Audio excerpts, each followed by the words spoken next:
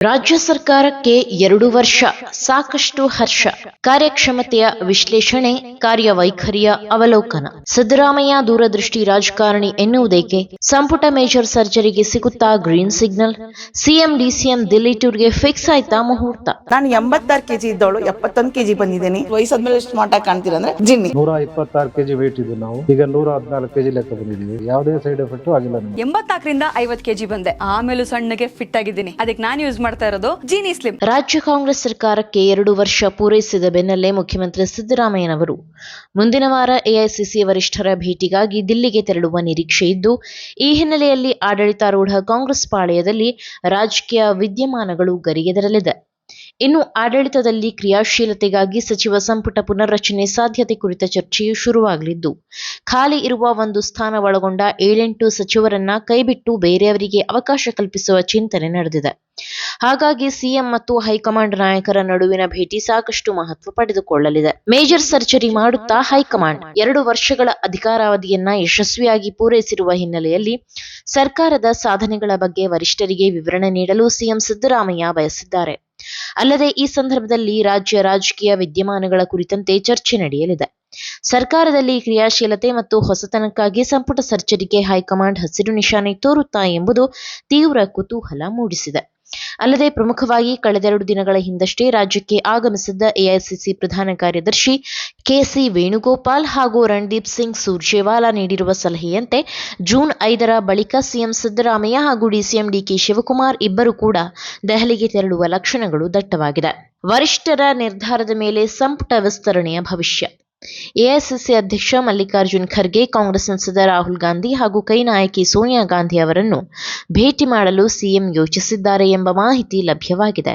ಆದರೆ ರಾಜ್ಯ ಸಚಿವ ಸಂಪುಟ ವಿಸ್ತರಣೆ ವಿಚಾರದಲ್ಲಿ ಯಾವುದೇ ಸ್ಪಷ್ಟತೆ ಇಲ್ಲ. ಸಚಿವರ ಕಾರ್ಯಕ್ಷಮತೆ ವಿಶ್ಲೇಷಣೆಗೆ 2 ವರ್ಷಗಳ ಕಾರ್ಯವೈಖರಿಯೇ ಪ್ರಮುಖ ಅಳತೆಗೋಲಾಗಿದ್ದು, ಬಹಳಷ್ಟು ಆಕಾಂಕ್ಷಿಗಳು ಅವಕಾಶಕ್ಕಾಗಿ ಎದುರು ನೋಡುತ್ತಿದ್ದಾರೆ. ಈ ಕಾರಣಕ್ಕಾಗಿಯೇ ಸಚಿವ ಸಂಪುಟ ಪುನರ್ರಚನೆಯ ಸಾಧ್ಯತೆಯನ್ನ ಮುಕ್ತವಾಗಿಟ್ಟುಕೊಳ್ಳಲಾಗಿದೆ. ಸಿಎಂ ಮತ್ತು ಡಿಸಿಎಂ ದಿಲ್ಲಿ ಭೇಟಿ ವೇಳೆ ವರಿಷ್ಠರು ಯಾವ ಸೂಚನೆ ನೀಡಲಿದ್ದಾರೆ ಎಂಬುದನ್ನ ಕಾದು ನೋಡಬೇಕಿದೆ. ಸಿಎಂ ಸಿದ್ದರಾಮಯ್ಯ ಅವರಿಂದ ದೂರದೃಷ್ಟಿಯ ರಾಜಕಾರಣ. ಇನ್ನು ನಾವಿಲ್ಲಿ ಸೂಕ್ಷ್ಮವಾಗಿ ಅವಲೋಕಿಸಿದಾಗ ಸಿಎಂ ಸಿದ್ದರಾಮಯ್ಯ ತಮ್ಮ ರಾಜಕೀಯ ಜೀವನದುದ್ದಕ್ಕೂ ತಮ್ಮದೇ ಆದ ದೂರದೃಷ್ಟಿಯಿಂದಲೇ ರಾಜಕಾರಣ ಮಾಡುತ್ತಾ ಬಂದಿದ್ದಾರೆ. ಅಲ್ಲದೆ ಅವರು ಯಾವುದೇ ಹೆಜ್ಜೆ ಇಟ್ಟರೂ ಸಹ ಅದು ರಾಜಕೀಯವಾಗಿ ಸಾಕಷ್ಟು ಮಹತ್ವವನ್ನ ಪಡೆದುಕೊಂಡಿರುತ್ತದೆ. ಕಳೆದ 2 ದಿನಗಳ ಹಿಂದಷ್ಟೇ ಅವರು ತಮ್ಮ ಇನ್ನೊಂದು ಚಾಣಾಕ್ಷ ನಡೆಯನ್ನ ಅನುಸರಿಸಿದ್ದಾರೆ. ಆ ಮೂಲಕ 2 ದಶಕಗಳ ಮುನಿಸಿಗೆ ಒಂದೇ ಭೇಟಿಯಲ್ಲಿಯೇ ಮುಲಾಮು ಹಚ್ಚುವ ಕಾರ್ಯ ಮಾಡಿರುವುದು ಗಮನಾರ್ಹವಾಗಿದೆ. ವಿಧಾನ ಪರಿಷತ್ ಸದಸ್ಯ ಬಿಕೆ ಹರಿಪ್ರಸಾದ್ ಅವರ ಮನೆಗೆ ಬೆಳ್ಳಂಬೆಳಿಗ್ಗೆ ಭೇಟಿ ನೀಡಿ ಅಲ್ಲಿಯೇ ತಿಂಡಿ ಸೇವಿಸುವುದರ ಜೊತೆಗೆ ರಾಜಕೀಯ ಟಾಕ್ ಕೂಡ ಮುಗಿಸಿ ಬಂದಿದ್ದಾರೆ. ಅಲ್ಲಿಗೆ ಹರಿಪ್ರಸಾದ್ ಬಹಿರಂಗವಾಗಿ ಸಿದ್ದರಾಮಯ್ಯ ವಿರುದ್ಧ ವಾಗ್ದಾಳಿ, ಟೀಕೆ, ಟಿಪ್ಪಣಿ ಮಾಡುವುದಕ್ಕೆ ಪೂರ್ತಿಯಾಗಿ ಬ್ರೇಕ್ ಬಿದ್ದಂತಾಗಿದೆ. ಹರಿಪ್ರಸಾದ್ ಹೈಕಮಾಂಡ್ ಲೆವೆಲ್ನಲ್ಲಿ ಪ್ರಭಾವಿ, ಉತ್ತಮ ಸಂಪರ್ಕವನ್ನ ಎಐಸಿಸಿ ನಾಯಕರೊಂದಿಗೆ ಹೊಂದಿದವರಾಗಿದ್ದಾರೆ. ಆದರೆ ಗ್ಯಾರಂಟಿ ಸರ್ಕಾರದಲ್ಲಿ ಅವರಿಗೆ ಮಂತ್ರಿಗಿರಿ ಕೈ ತಪ್ಪಿತ್ತು. ಹೀಗಾಗಿ ಆ ಎಲ್ಲ ಮುನಿಸು ಶಮನಗೊಳಿಸುವುದರ ಜೊತೆಗೆ ಹರಿಪ್ರಸಾದ್ ಅವರನ್ನ ವಿಶ್ವಾಸಕ್ಕೆ ಪಡೆಯುವ ಭಾಗವಾಗಿ ಸಿದ್ದರಾಮಯ್ಯ ತಮ್ಮ ಭೇಟಿಯನ್ನ ಕೈಗೊಂಡಿದ್ದರು. ಅಲ್ಲದೆ ಭೇಟಿಯಲ್ಲಿ ಪರಿಷತ್ ಸದಸ್ಯರಿಗೆ ಸ್ಪೀಕರ್ ಅಥವಾ ಸಚಿವ ಸ್ಥಾನದ ಆಫರ್ ಕೊಡಲಾಗಿದೆಯಂತೆ. ಈ ಎಲ್ಲ ಕಾರಣಗಳಿಂದ ಈ ನಾಯಕರ ಮೀಟಿಂಗ್ ಮಹತ್ವ ಪಡೆದುಕೊಂಡಿದೆ. ಅಂತಿಮವಾಗಿ ದಿಲ್ಲಿಯಲ್ಲಿ ಈ ಕುರಿತು ಅಂತಿಮ ಮುದ್ರೆ ದೊರೆಯಲಿದ್ದು, ಈ ಬಾರಿಯೂ ಸಿಎಂ ಒಲವು ತೋರಿದವರಿಗೆ ಸಿಹಿ ಸುದ್ದಿ ಸಿಗಲಿದೆ ಎನ್ನುವುದನ್ನ ತಳ್ಳಿಹಾಕುವಂತಿಲ್ಲ. ಈ ಮಾಹಿತಿ ನಿಮಗೆ ಇಷ್ಟವಾಗಿದ್ದಲ್ಲಿ ಈ ಬಗ್ಗೆ ಕಮೆಂಟ್ ಮಾಡಿ, ವಿಡಿಯೋನ ಲೈಕ್ ಮಾಡಿ, ಶೇರ್ ಮಾಡಿ. ನಮ್ಮ ಚಾನೆಲ್ನ ಸಬ್ಸ್ಕ್ರೈಬ್ ಮಾಡದಿದ್ದಲ್ಲಿ ಬೇಗ ಸಬ್ಸ್ಕ್ರೈಬ್ ಮಾಡಿ. ಧನ್ಯವಾದ.